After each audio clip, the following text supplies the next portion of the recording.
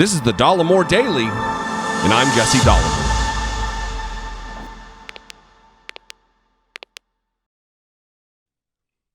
Hey, a little bit of a casual effort this Sunday afternoon. There's a couple things I want to talk about. All kinds of stuff happened this weekend. Not only did we just learn that Rudy Giuliani now has been infected by the coronavirus, which is no surprise. It was only a matter of time when this dingus is run around all over the country not wearing a mask, interacting with people, that he's going to get coronavirus. And while I don't wish him ill, you're not going to see me tripping all over myself, feeling bad for a guy who's trying to actively destroy our republic, who is working in service to a legitimate, actual, literal fascist white supremacist. I'm not going to waste a bunch of breath. This is already too much breath wasted on my part talking about Rudy Giuliani and the coronavirus. What I want to talk about is Donald Trump's efforts right now going through and having more rallies, this time ostensibly under the guise of in support of Kelly Loeffler and David Perdue, who are in Senate runoffs in Georgia. He's doing rallies where he doesn't really even talk about them. It's more about his aggrieved nature, his battle for trying to steal the election from Joe Biden. And it is really just classic Donald Trump, classic Republican Party in their victim mentality, in their victim parade. Oh, poor me, constantly. Even though they are the party of, we don't like victim mentality. You have a victim mentality. Oh, this is identity politics. Pull yourself up by your bootstraps. All of these themes that have been mantras of the Republican Party for decades are now coming back, and they're using these because, oh, poor me. Watch this. So don't listen to my friends. Just go out. And you know what they're saying? They're saying, we want you to fix the system. We're going to fix the system. But the system will be fixed when these people get in. They'll get in and we'll fix the system. Because we're all victims. Everybody here, all these thousands of people here tonight, they're all victims, every one of you. This reminds me of that meme of the kid with the boot on his head. You maybe have seen this, that it's, oh, this kid's in trouble. He's being oppressed. He's got a boot on his head, only to reveal the second frame where he himself is holding the boot onto his head. Come on. We're all victims. Every single one of these thousands of people here are victims. Doesn't this run counter to what we've heard from Republicans over the course of decades, if not half a century, about victim mentality? And now they're just cheering as their God King declares them all victims. We're all victims here. Victims of what exactly? It didn't take long for Donald Trump to really create the narrative that he was going for, talking to a vastly white crowd in Georgia, talking and bringing up a conspiracy theory of white supremacists about white landowners, white farmers having their land that they own taken from them and given to black Americans. Watch this. Bring it over to things that the people of Georgia don't want. You're not going to like it when they want to take over your farm. Gee, we own this farm too. You know, we were here also. We own this farm. Here's exactly how they will change America forever. Now, this isn't even a subtle dog whistle of a white supremacist talking point, like I said, of fears and the lies about what has gone on in South Africa relative to racial divisions and the expropriation of land to give to historically oppressed and discriminated against classes. Black South Africans.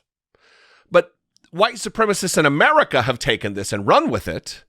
And Donald Trump is taking a page out of Tucker Carlson's playbook. Back in August, Donald Trump tweeted, "I have asked Secretary of State Secretary Pompeo to closely study the South Africa land and farm seizures and expropriations and the large-scale killing of farmers. Quote, South African government is now seizing land from white farmers."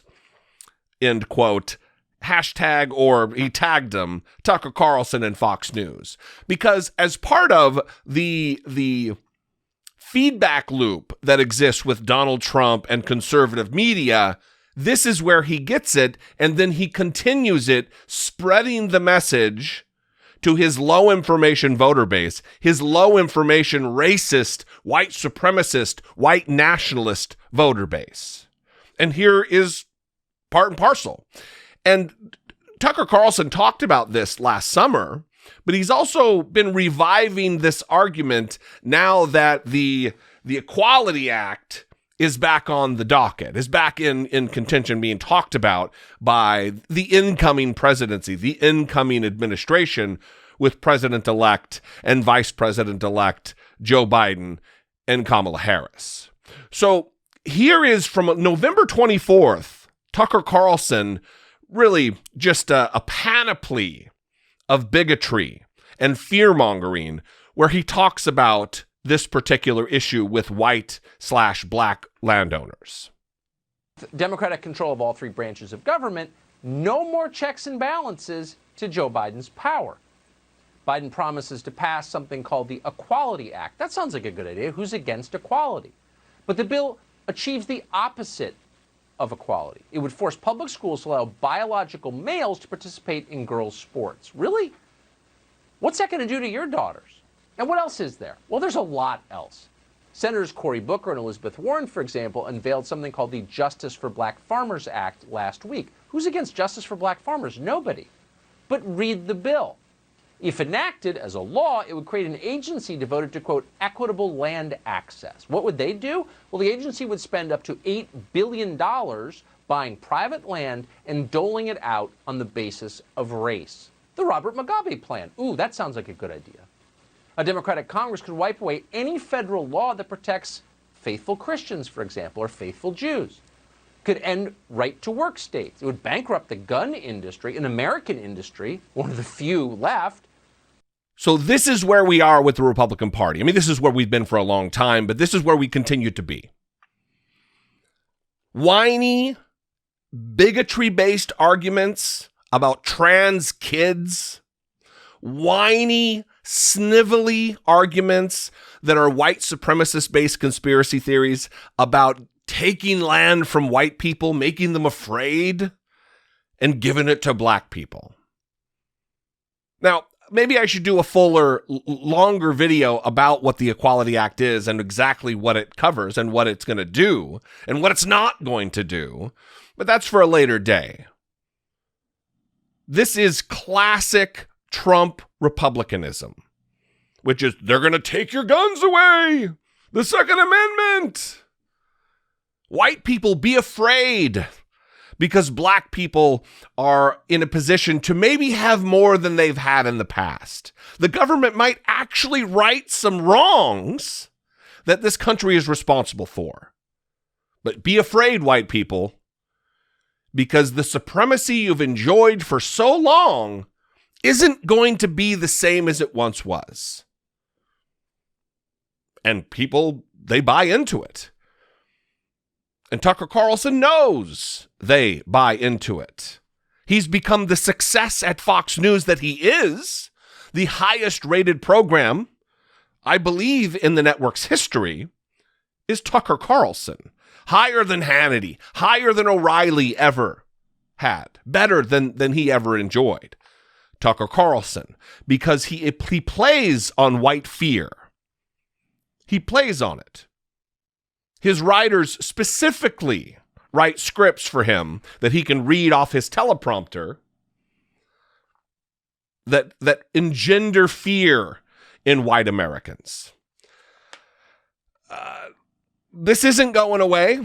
I want to make sure everybody knows that. Trump isn't even going away. He might not be president, but Trumpism and Trump himself is going to continue to have a voice. He's going to continue to have power within the Republican Party infrastructure, whether it be money and fundraising, enriching himself continuously throughout that process, but also influencing how the party operates, what their agenda is going to be. And Tucker Carlson himself is going to be a lot larger entity in that with Trump out of the White House. So look forward to a lot of me talking about Dingus McGee, the googly-eyed feather duster himself, Tucker Carlson, because we're going to need voices out there that combat this kind of bigotry and hatred and white supremacy and white nationalism, and he's chief among them. I'm pointing at the monitor here. Anyway, I'd love to know what you think. Give me a call. Leave me a brief voicemail, 714-576-4054. You can email me daily@dollemore.com. I would love your support. I would love you to consider supporting my work here on YouTube. For fewer than $2 a month, you can click the join button there, become a channel member. And becoming a channel member, really, it releases me from worry. I don't worry about it too much anyway, but it does release me from worry about YouTube's arbitrary and capricious manner with which they demonetize my content.